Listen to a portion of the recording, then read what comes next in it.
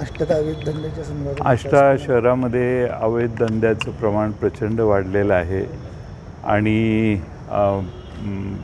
या अवैध धंद्याच्या विरोधात पोलिसांनी कडक कारवाई करावी हा आग्रही विनंती आणि मागणी करण्यासाठी आष्ट्याचे नगराध्यक्ष, आष्ट्याचे सर्व नेते आणि नगरसेवक आज जिल्हा पोलीस अधीक्षकांना भेटायला आलेले.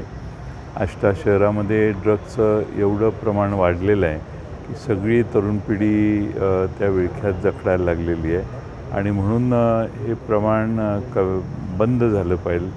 ड्रग्सची विक्री आष्टा शहरात बंद झाली पाहिजे. यासाठी पोलिसांनी कडक कारवाई करावी आणि ड्रग्सच्या बरोबरच मटका, अवैध दारू आणि अवैध इतर व्यवसाय, गांजा वगैरे अशा सगळ्या विक्री ज्या चालू आहेत त्याला पोलिसांनीच कडकपणाने कारवाई करून बंद करावी ही आष्टा शहरातल्या सगळ्या नागरिकांची मागणी आज आम्ही पोलीस अधीक्षकांना दिली आणि पोलीस अधीक्षकांनी देखील त्यात लक्ष घालण्याचं मान्य केलं. सगळ्यात महत्त्वाचं म्हणजे CCTVचा विषय होता. CCTVचे DPDCमधून त्यांना मिळत नाही म्हणून सांगतात त्यांनी.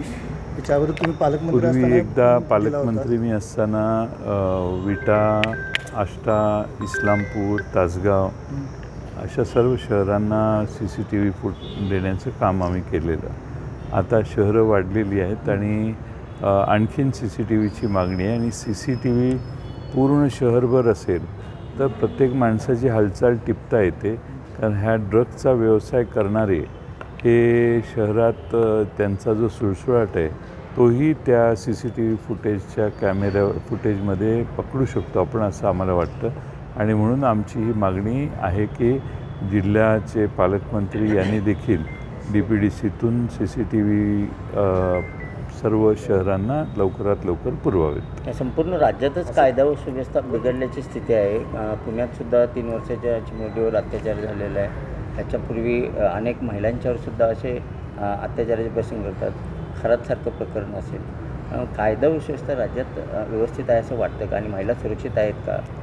दिवसेंदिवस कायदा व सुव्यवस्थेची परिस्थिती खालावलेली आहे आणि महाराष्ट्रात अनेक शहरामध्ये ड्रग्सचं प्रमाण फार वाढलेलं आहे.